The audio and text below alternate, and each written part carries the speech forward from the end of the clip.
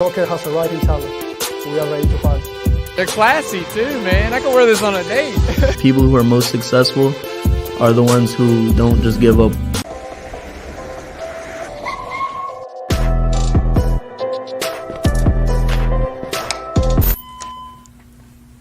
Hey, how good are these to-go boxes? Our to-go boxes, they're not good. They're f***ing amazing. How did we get started here at Albemarle Paper?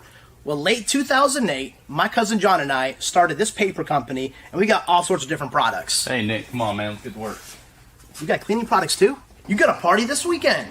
We got your back. Anything you need here at APS. Plates, napkins, silverware, table covers. We got everything covered, right, boys?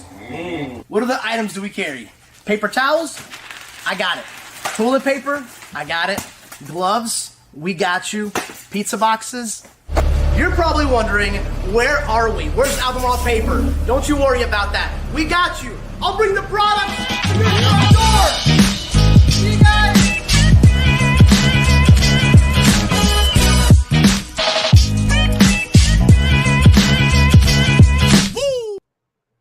Hello, and welcome to an all-new episode of the MLS Corner, the best corner in all of MLS, from lightning delays to lighting delays to whatever kind of delay you want, from daylight saving times delay, whatever it is. But we are here last minute, like Charlotte this weekend, scoring 3-2.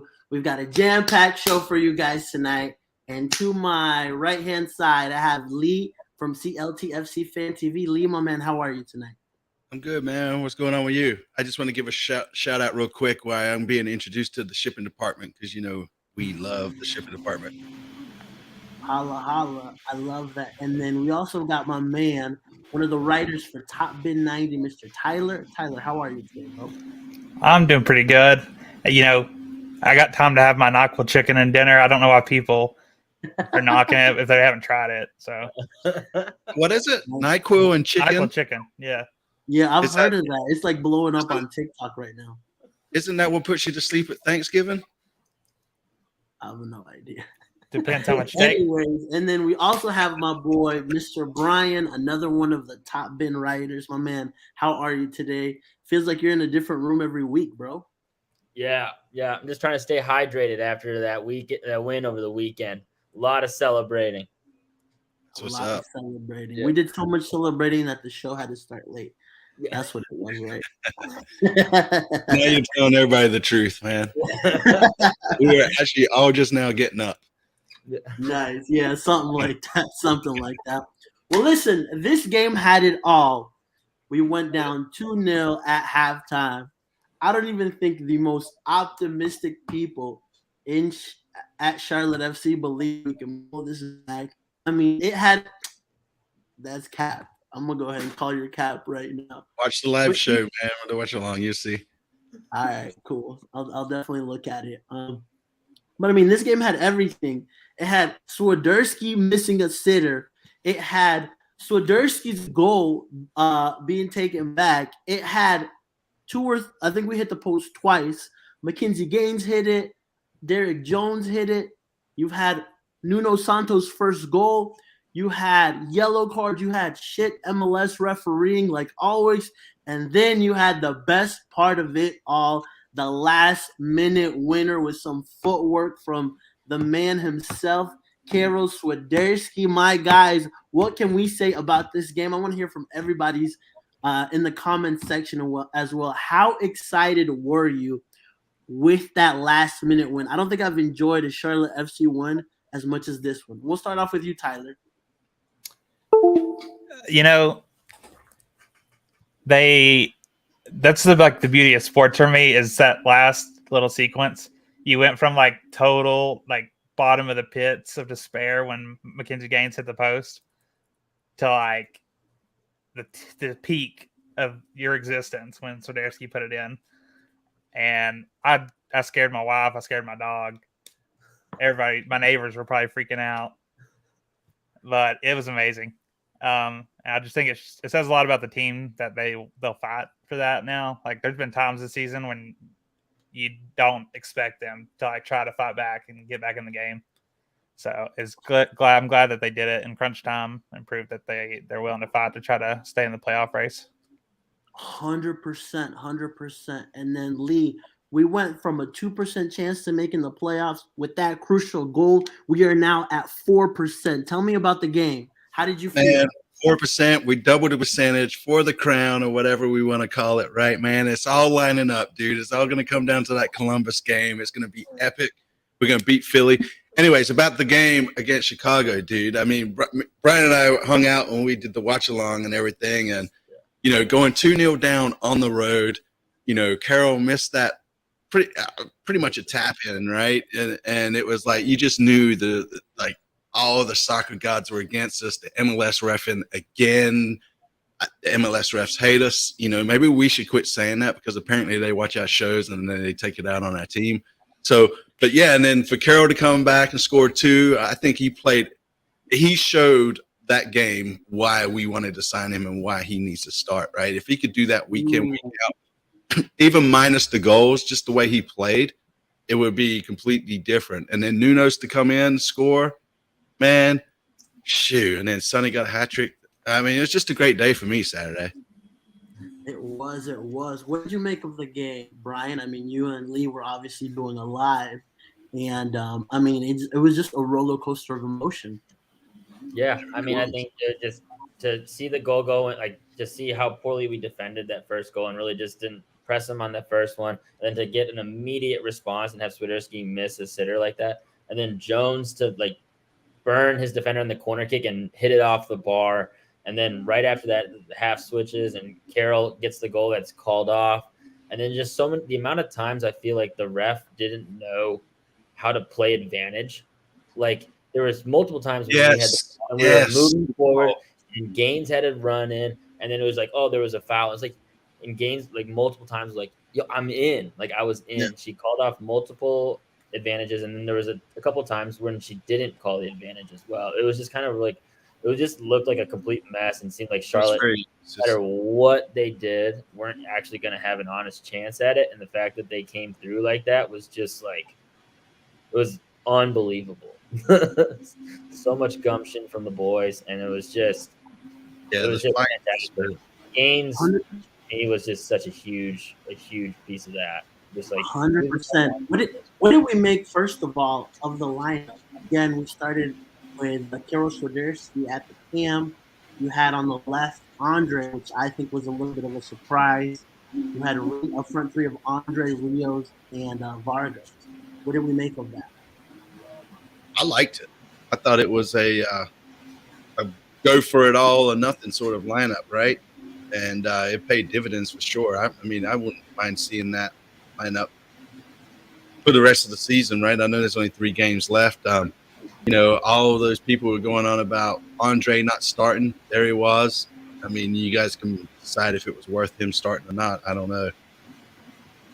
Yeah, I mean, he did decent. I mean, he didn't do anything spectacular, but he fought hard, and I feel like that was what he was really physical on that left-hand side and was willing to like really dive in and challenge the play and be physical.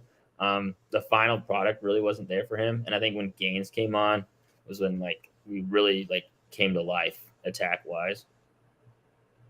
100%. I mean, what did we make also? I think everybody was going in on Latanzio at the half. Yeah. You know, and I mean, it wasn't particularly bad football, but it wasn't great football either. And then I think he was spot on with all the subs that were brought in. I think particularly you mentioned Mackenzie Gaines. I mean, the second goal that Nuno scores, right, comes from Mackenzie Gaines. If it wasn't for his pace, I doubt anyone else gets to that ball, right? Well, and so, EA Sports, Josviak would have. Yeah. That's very true, right? And so, I mean, those were just 2 subs that really made a difference in actually winning this game. Lee, what do you make of that? No, I mean, to talk about Gaines, man, he's definitely come a long way. You know, you can see that whatever they're doing in training is working, at least for him. I mean, like you said, he hustled for the dead balls, that cross in, Nuno's, just cut right in front of that defender and slots it home, right? And, yeah, I mean, I don't know if he's the most improved this season, but he's definitely improved. And, hopefully we keep him around, man. I think this guy's got plenty of potential and a high ceiling. It's just a matter of if he can keep his head down and keep doing what he's doing to keep growing the way he is. Yeah, 100%. And what did we make? Maybe Tyler, you can speak on this. On Nuno. Nuno played more of that attacking role when he came in, and that pushed Swiderski up top. Yeah, I think it was good to see Nuno come in. I think it was 20 minutes maybe plus extra time. And he pretty much made an immediate impact making that run. I think he had an interview after the game that he was like, I saw McKenzie, I knew he was going to get to the ball, and so I made the run. I'd be curious if we get to see a little bit more of him the rest of the season or not, though. Going back to, I don't think Shinyashiki did too great yesterday. Ooh. Or Saturday. Hot take. I think he does better. I think him and Gaines both do better as subs. Yeah, it's at T Trent 4 for all you guys. Question though and I want to hear from everybody also in the comments section, and it's something that we've talked about before. What is Andre Shinyashiki's best position in? Because he's definitely not full, right? And so, does he play more centrally? Is he better as a second striker if we play maybe a 3-5-2? Where do we see Andre Shinyashiki making the most impact, and in what position? I don't think anybody knows yet. Backup striker and Twitter. Yeah. Twitter and Tinder. That's his best position. Yeah. I think he's quickly falling down the depth chart. There's just so many other players that seem to fit the system better and more naturally in so many different ways. It's just, but I think it also actually might go back to sort of like one of the positives of either the front office and Lattanzio and kind of what they're building. The fact that Shinyashiki is willing to sign a new contract with a team where he might not really fit. Like, that proves that something good must be also happening behind the scenes. If he's like, I'm willing to take a chance and see if I can find a way to fit in this team and take an worst case scenario, we just sell him on, right? And we got him on the contract and we don't have to worry about anybody sniffing around in the offseason. Yeah. Yeah, I personally would have loved to see him just start at the 9, right? But, I mean, you can't knock Rios. You can't take Rios off after scoring the winning goal last game, in my opinion. Last game? Right. The game prior to Chicago, he scored the winning goal. The last game would be Chicago. Okay, prior to the Chicago win. I'm saying you can't stop him, right? And so, I mean, I think we saw a great Carroll at the 10, right? And so, I mean, he continues to deliver. I think, what do you make of his season so far? Has he delivered for you guys as a DP? And I want to hear from everybody in the comment section as well. 10 goals, 4 assists. I don't know how many MLS assists, because, MLS assists are weird. But let's say 14 goal contributions. Is that merit of a DP striker, aka midfielder now? I don't know if we can judge him really on this season, right? It seems like he's finally getting settled, right? And he's like finding his place in the team. To talk about DP, I mean, he wasn't an expensive DP player, right? I mean, like everybody has said. So yeah, I know, right? So I mean, he's barely a DP player, really, right? I mean, in the grand scheme of things.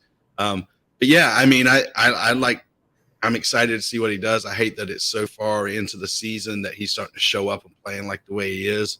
It would have been great to see it earlier on in the season, but I mean, it is what it is. There's been a lot of stuff swirling around him, right? There was articles saying he was the fault Mars got fired. There was, just all this stuff, and I'm sure it weighed on him, but at the end of the day, Chicago, he showed us what he's got. Yeah. And I think, it's just so, and his final production is starting to get there as well, right? I mean, he's keeping pace with Shaqiri, who cost them like 3 or 4 times as much. So, I mean, think we can fault the guy for because at first I think that was one of my qualms with him was like it's great that he's working hard and he's doing a lot of the little things, but with the DP, you also need to have the final production. But with the final production starting to happen, and it's continuing to be really vital production, right? Like when he scores, Charlotte tends to win. And so I think that's also the other aspect to Carroll.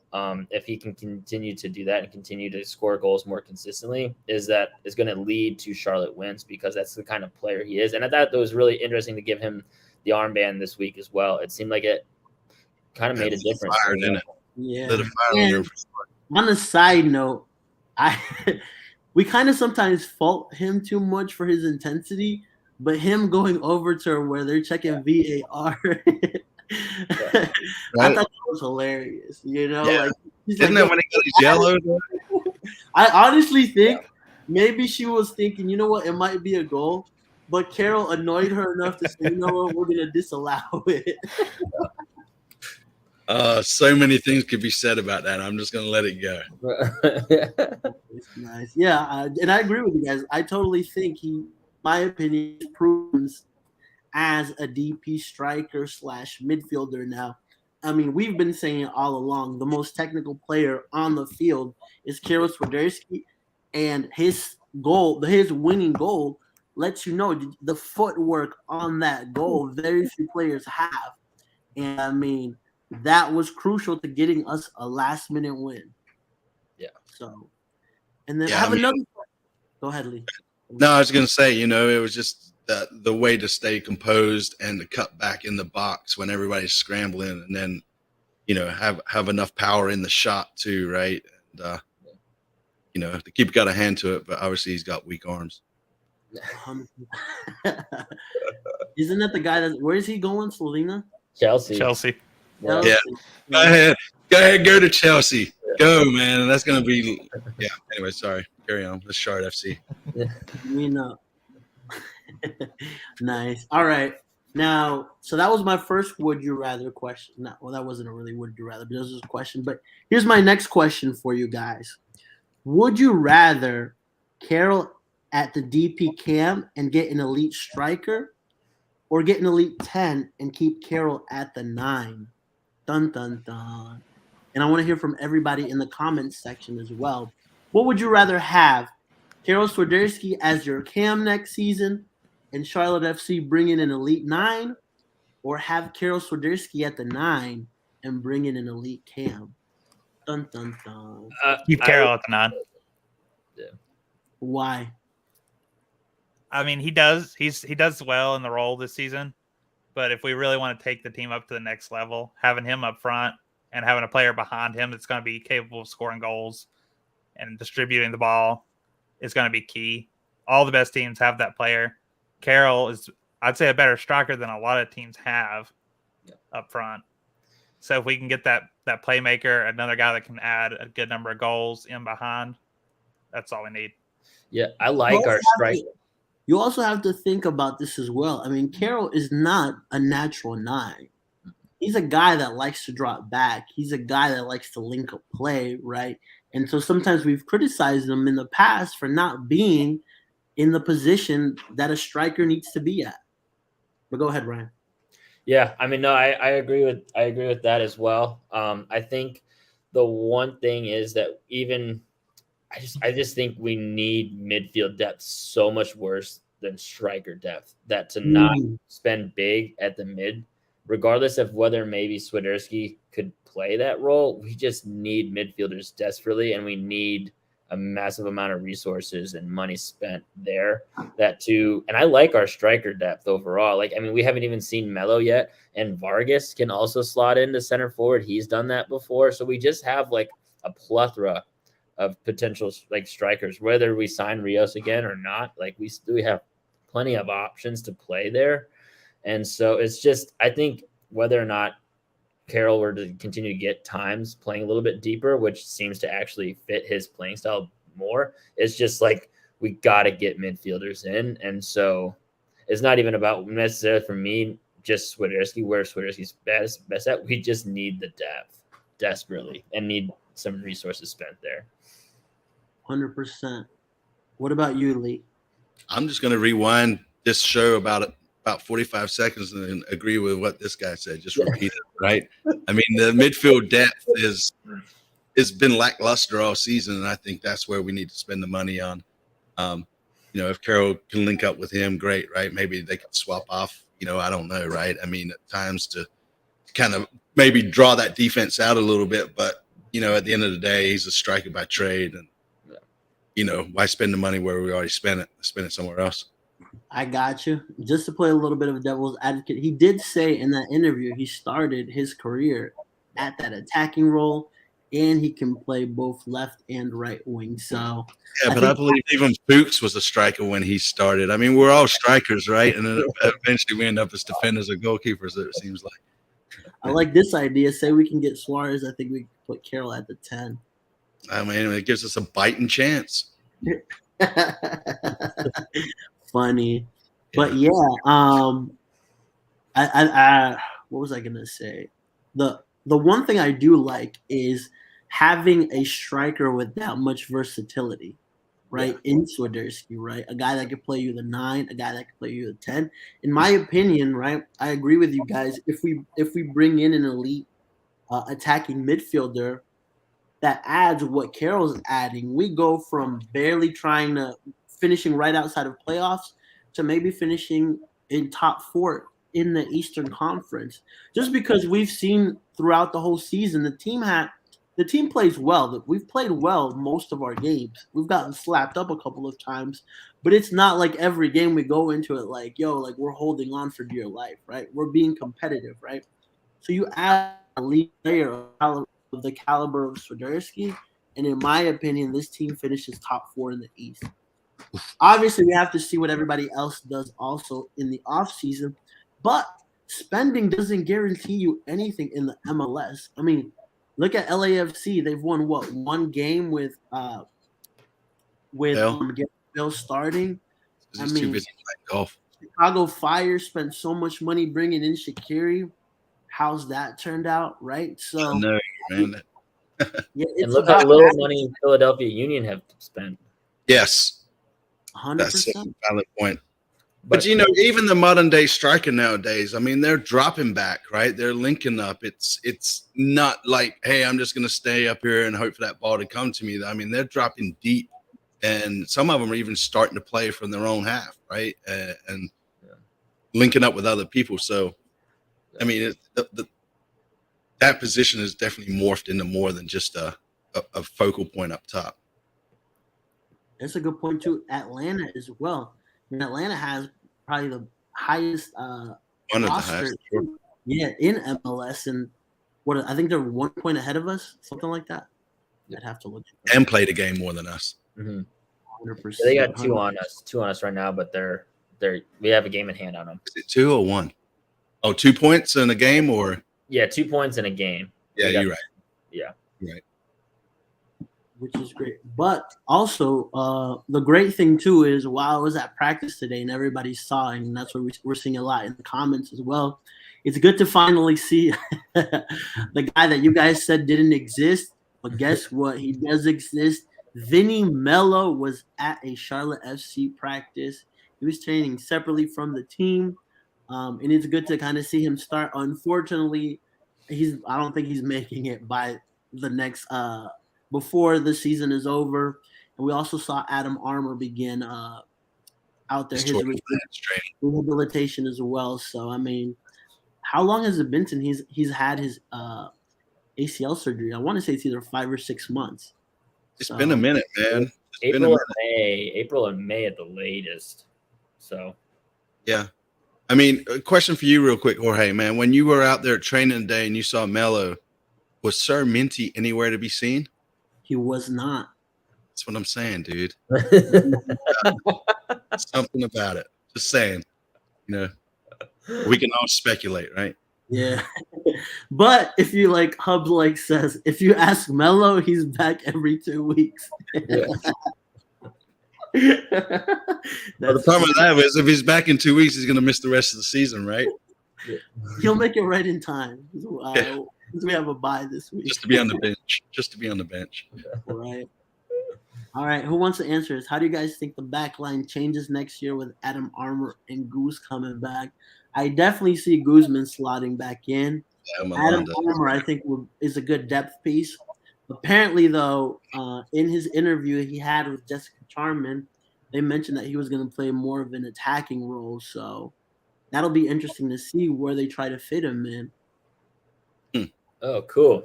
So midfield or maybe wing. Then that's interesting. I didn't think of. I mean, I guess Marr kind of considered him in a way more attacking role. That's when all his substitutions would come into that situation.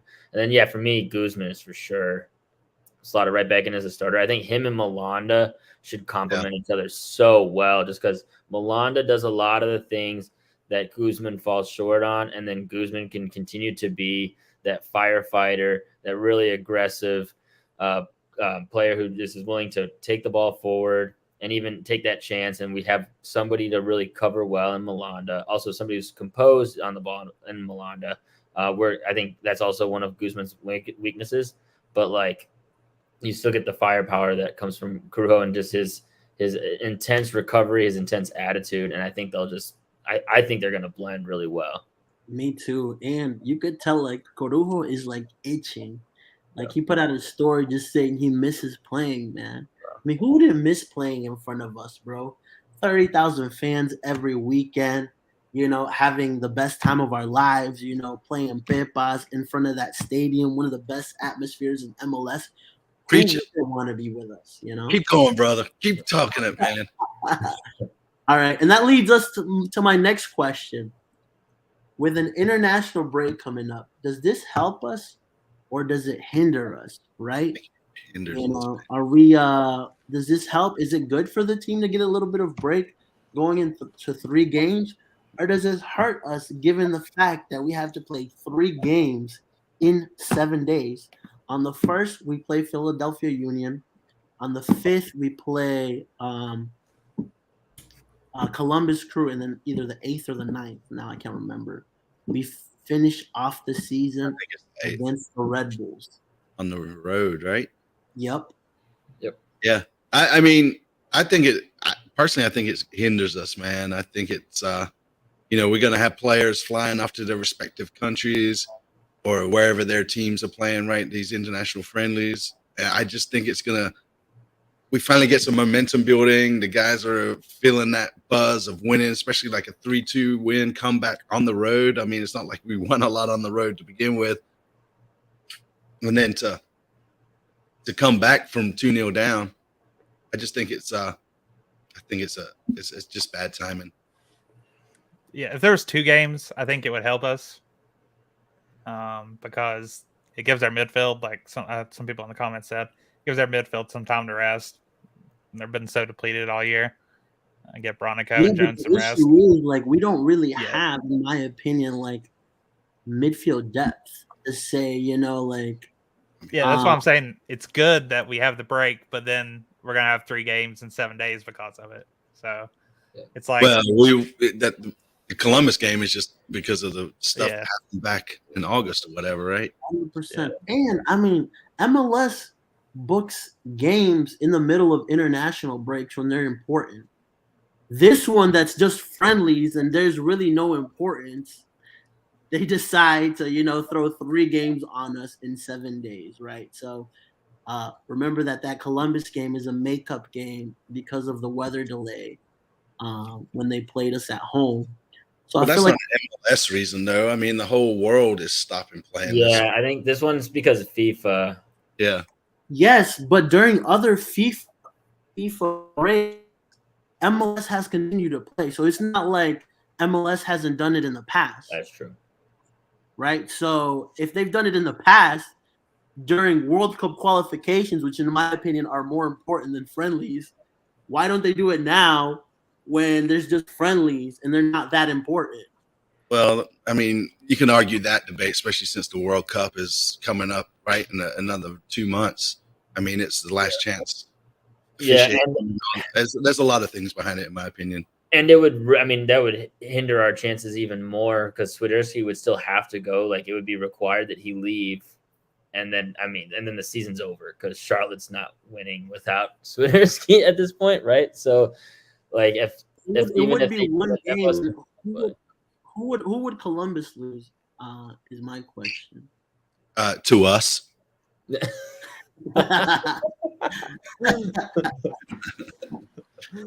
I don't think they have any. Maybe It's I don't Cucho. think they have anybody. Cucho? Maybe. I mean, he hasn't been so hot recently. He started Who? off hot. Cucho. Yeah.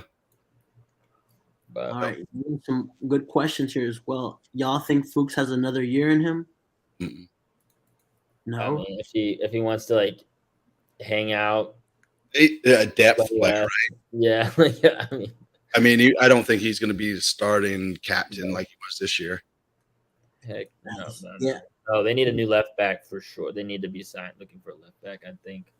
100%. I agree with you guys. I mean, yeah, like if he wants to stay around for like the leadership aspect, helping out youngsters, that'd be great. But I think we definitely need to upgrade that left back position. I think Mora is a good player to have, right? But I think we need something a little Yeah, bit. if we could shore out that left back, man, that's our whole back line is just solid, in my opinion, if everybody's healthy. Right. Mhm. Is Walks gone or staying? I think he sticks around another year. Yeah, at least. Unless they get an offer, I think they could. I mean, he's a starting center back, and Charlotte has 3. And I mean, we saw what a team is willing to, how much gamut a team is willing to trade for McCoon, who I would say Charlotte, especially towards the end, didn't rate very highly. I think Walks could easily get double that. So like if some team comes in with like 800K GAM to $1 million GAM, I don't know if you turn that down. Yeah, bro. But we also need the depth at center back, right? Oh, we get Jan. We got Jan, and then they could sign And a then forward, they Fuchs could hangs draft around for another year, right? I mean, it's there. You know, there's a generation Adidas player they could draft. I don't know. I mean, like I think they could find. I think Malanda and Carujo are starting 100%. every game next year as long as they can stay healthy. Yep. So I mean, I think they could find a fourth depth. I mean, and I just 800K to $1 million GAM. If you get that for a center back who you don't think is going to start, like I think you got to take that. Yeah, but also you have to keep in mind we got to see how Corujo comes back. Yeah, right. So an ACL tear isn't a joke, right? So we have to see how that player comes back. I mean, look at Atlanta. In my opinion, Josef Martinez hasn't been the same player after his ACL injury. I know it's a different position, but you also have to take that into account. We have to see what kind of Guzman Corujo we get back, and can we get him to the level that he was at, right? Yeah. So, and this is a good point by his cousin. Oh, did he get his cousin? Yeah. I mean, where did he have the surgery, in Brazil or here? Here. He had it here. Right. He'll be all right. I don't want to go have surgery in Brazil. I'm not knocking you if anybody's from Brazil, and I apologize, but looking at what happened to Melo, I'm just saying he ended up in a Sarmenti outfit, man. And like, you imagine waking up after your surgery and you got a soccer ball like mascot on you, man. It's like, what the hell happened? No, I like this. This question is a spicy one. Who might we lose in the expansion draft? Right, so you have to take into account that a generation of Adidas players isn't going into the draft, so that eliminates Ben Bender, right, and homegrown players too. Am I correct, Brian? Yeah. So that means Derek Jones, because he's still technically will be under contract up until that point, so he'll still be on the roster. They don't have to decide on the option players, I think, until 2 days after the expansion draft. So Jones will likely still be on the roster and protected at that point. Hagart is in that same boat, so he'll also be protected because he's homegrown, and then obviously Romero. Let's switch this question a little bit. Who would be a surprise that may not be a surprise in that expansion draft that's not protected? Well, I mean, do we have enough players? I see 2 players, maybe Jalen Lindsey and Mackenzie Gaines? I was gonna say Gaines. I think Gaines could easily get not protected, and I would absolutely snipe him if I was St. Louis. I mean, just look at how he's finishing the season. He just every time he's played, he's involved in all of Charlotte's goals right now. Like, I mean, even though he only got the 1 assist, he set the cross into Rios, who then headed it out. But he got in behind for the first goal that was across to Rios that Rios got his head on. And then he also was in the box for the first shot that deflected before Swiderski put it in for the winner. And before he got hurt, he was getting involved in like all their goals pretty much. So, I mean, I just can't imagine how. Well, with Gaines, I mean, the Austin boys, when we snatched him up, man, they were pissed. Yeah. You know, I don't think there's 12 players on our roster. That's what I'm saying. The home grades, you wouldn't get Gaines on there. I just don't think we got enough. We got enough people in our start in our first squad or whatever we want to call it to even worry about it, because we protect 12, and then the rules of MLS. I mean, that's basically our whole team right there. Yeah. There's a lot of potential guys that could get picked up, I think. Yeah, but if Gaines goes, man, I think that's going to be a mistake. Yeah, there's no way they do that. I think if Latanzio gets a shot at being the manager next year, he'll protect Gaines. I mean, that's what he really, really values, and it's a player that he's improved as well. You know, when we guys as well, like Derek Jones. I mean, part of the reason Derek Jones is playing well, Latanzio said, I've been working with him. I've been pushing him because I see the qualities, but he doesn't give 100% all the time, or isn't. So, like, he's pushing him, and you see the fruits of it. Didn't we get the homegrown rights, though, for Lindsay? Oh, I don't know if he's homegrown. That's a good point. Yeah, that's why I'm kind of thinking why Vaughn said his part.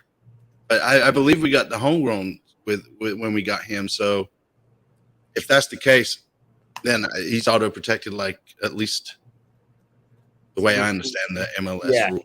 Yeah, if he is on a homegrown contract, he should be auto protected, which is solid. That's what I'm saying. We don't have enough players to worry about. You know, we just protect them all and we're done. Yeah. Good. Cool. So screw you, St. Louis. Yeah. All right, and then my other question is, we have 3 games in 7 days after the international break. How many points do we get out of that? 12, easy. I mean, hopefully 9, you know, and then and then we can kind of see where chips lie on decision day, right? I mean, Philly's a brutal game, and they're in ridiculous form, like outrageous form. They're like Bayern Muniching MLS right now. I hate to use that reference because I'm a big Dortmund fan, but they're just destroying right now. I mean, they have 23 goals for and 2 against right now, and they're like the last 6 games, which they haven't lost. So that's if they can find a way to win that, I mean, it's meant to be. If we can beat Philly, you're saying? Yeah, if it's Philly, it's meant to be. I'm telling you, that Columbus game is going to be it, dude. Well, yeah. I mean, at that point, is a huge. I mean, because if they can beat Philly, and we'll see where Columbus came. Like, but it looks like Columbus wants to miss the playoffs, to be honest. So, if they can beat Philly, it's a Philly game on. Imagine the players are like, "Yeah, we can score, but I don't feel like." Yeah, it's more like they just want to give up goals. It's crazy. They just are like at the end, they're just like. Well, that whole game's going to be interesting just to see, right, with the rules, with players out injured and like who we had on the bench and just the whole. We get to see Corujo on some crutches. So since he started last game, yeah, can he use the crutches though, like crosses and that sort of thing when it's a corner? They'll count it as handball with the crutches. Technically, it's not. It's I think 7. I'm going to say 7 points, man. You guys, I don't know. I see either 4 or 6, if I'm being completely honest with you. You know why? Because in my opinion, there's not enough depth for us to win 3 games back to back to back. I don't think it's going to matter at this point. We're getting a break, right? I mean, we're just going to come out. We're going to do what we got to do. And I think if we lose the Philly game, then I think and the other results don't go our way. We've been so lucky with just results going our way too, man. I mean, it's like nobody wants to knock us out of the playoffs. I mean, that The only one that kind of really sucked was that Miami one. Yeah, but I mean, they're still tied on points, right? So I mean, they're no better off, right? And they got a tough schedule too, man. I mean, I think they have to go to Orlando, and then they got the 2 Canadian teams like Toronto and Montreal, which are both away. Yeah, I think the Montreal one's probably a little bit more difficult for them, and so. But I think someone mentioned that this is what I want to see. I want to see us beat Philly, and I want to see us beat Columbus. So that last game, we are all just like I think Preston said it. It'll be unreal for everybody, right? Imagine with everything that we've gone in this season, from we're screwed to Zoran saying, "Can you do it in a rainy day in Utah?" To I don't think I could handle that. We get 9 points, and then we still don't make it because we need that Miami to lose or somebody, right? Dude, Miami's dropping points. Miami's dropping points. If we get 9 points and we don't make it, I might be gone. I don't know. I don't know if I could emotionally handle getting 9 points and still not making it. You turn in the top end and start pulling for DC. Yeah, well, I'm a former DC fan, so just saying. I'm used to losing, but I'm not used to almost winning and then losing. Yeah, I mean, Guzman makes another valid point right about the Red Bulls. I mean, that's a rivalry that's kind of made its way this season, man, with from the Cup games and everything. So, yeah. 100%. But yeah, no, like I said, like if we can go into that decision day with us at least having a fighting chance, to me, I don't know about y'all, that to me is a satisfying first season based on everything that we've gone through as well. The only thing is I have a little bit of like, you know what, like I feel like the front office could have done something to help us with that push, right? But then again, like there's games like Miami last minute, Atlanta last minute, Colorado last minute, even Columbus Crew. I think it was a Shinyashiki that could have scored and won it for us, right? Like we've lost points by such small margins, right? That you're like, dang, if we would have picked up 2 or 3 extra points, if we just have 3 more points than we would have right now, I would be so confident. And you know what? We picked 6 or 7 points and we're in. Right? I mean, even if we just grabbed a couple of draws along the way, right? I think we got 2 draws this year. Yeah. You know, it's like I don't know. It helps us with the win tiebreaker though. So 100%. We'll see. I think it just I think it comes down like all in against Philly, and then see where the chips lie after that. But if they can get a win in Philly, a win at home against Philly. Which, I mean, the odds are actually kind of, I would say, for as good as Philly is, it couldn't happen at a better time. The crowd's going to be jacked, right? It should be a huge crowd, right? They're promoting this one big. It's the fan appreciation game.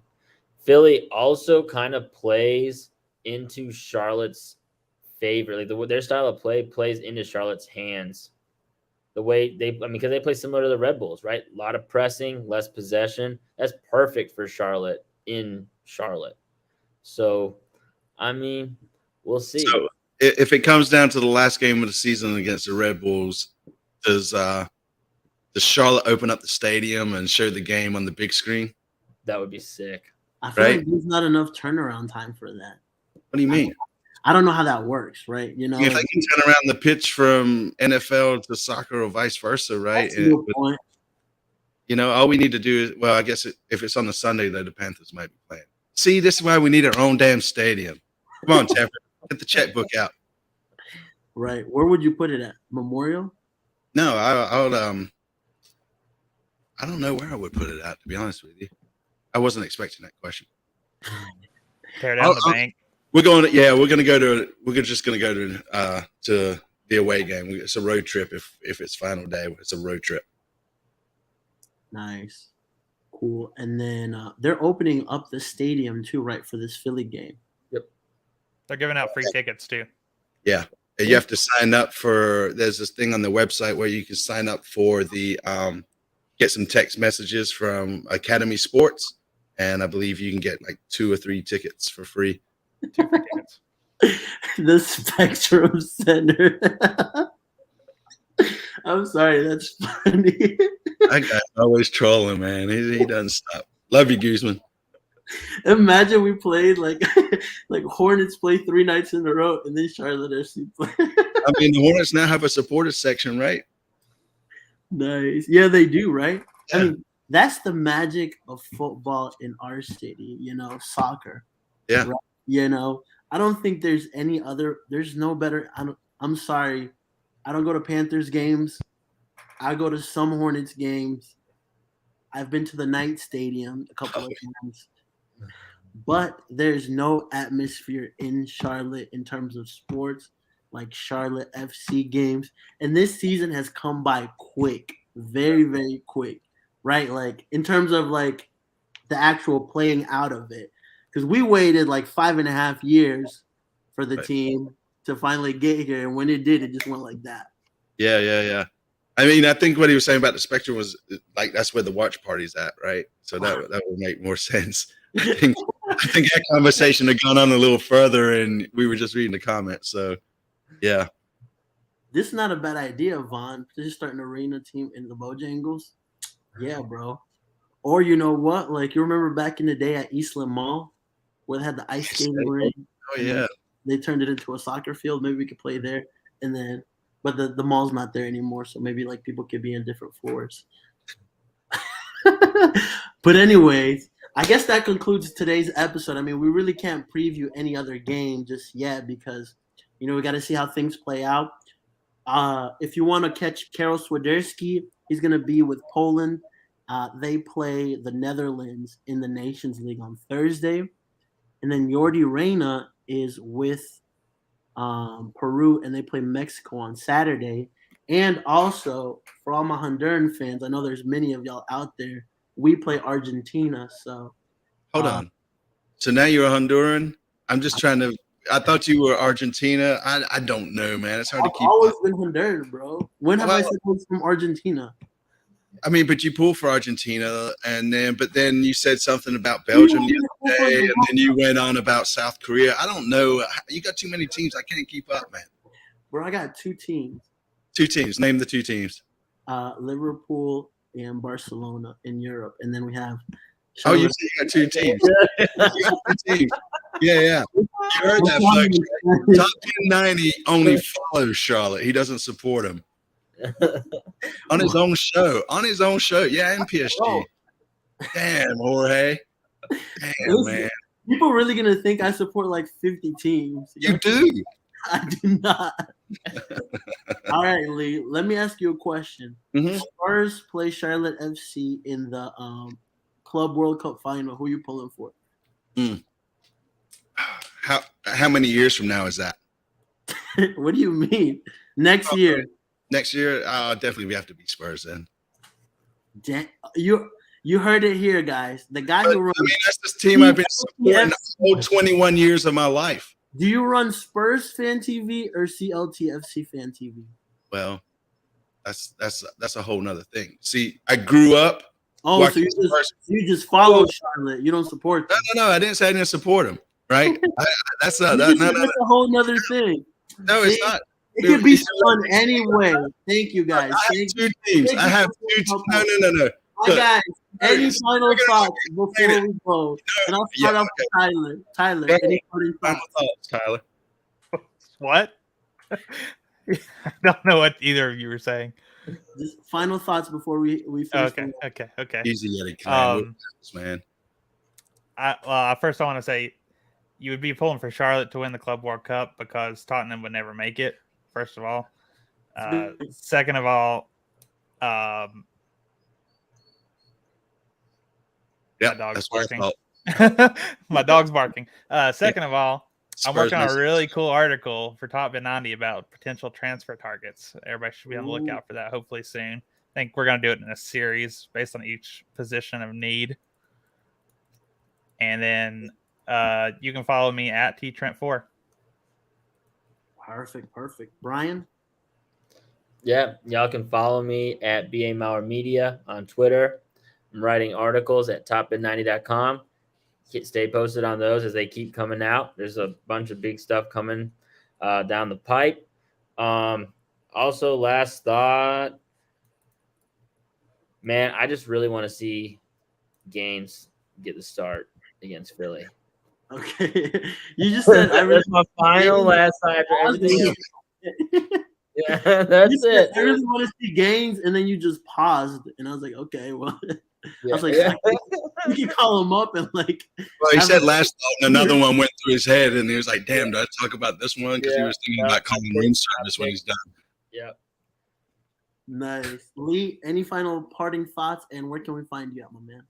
Yeah, man. So, parting thoughts. I would just like to say I was born and raised in London. Spurs have always been my team. Charlotte finally got a team. I support them on a country level. It's England till I die. And with that being said, COTFC Fan TV, you can find us on all the socials of that. Join us tomorrow night on our live at 9 so I can continue going off. Top bin, if you're going to show up, we can discuss how many teams you support and how many I do. With that being said, follow Top Bin 90 on YouTube if you haven't already hit the sub button. The guy's only like 20, I think, right? Subs away from hitting that 1,000 mark. So hook him up, man, before the end of the season. Let's get him to 1,000. For real, yeah. If you guys don't get me to 1,000 before the end of the season, I don't know if I'll follow the team anymore next year. So don't worry, guys. We'll cover that for you. We'll fill in the void. You guys go ahead and jump over to our channel, hit the sub button over there. We go from being a 30 to like losing 70. That's right. Love you, Top Bin. Nice. Yeah, and then I've got a special interview that's coming out really, really soon too, with a 22 under 22 player as well. So it should be fun. It should be interesting. We've got some great content lined up. We're working on some really cool things on the off season as well, and be on the lookout for the top binnies. So dun dun dun. Top binnies. That's what's up. Where's that? Who are you giving away the blockbuster stuff to tonight? The cards haven't come in yet, but maybe we'll do we may do them next week. So okay, all right. Either that or Circuit City. We'll see. Circuit City. I love Circuit. I wish it was Radio Shack, but whatever. All right, guys. With that, have a great night, everybody. Thank you so much for coming on the live.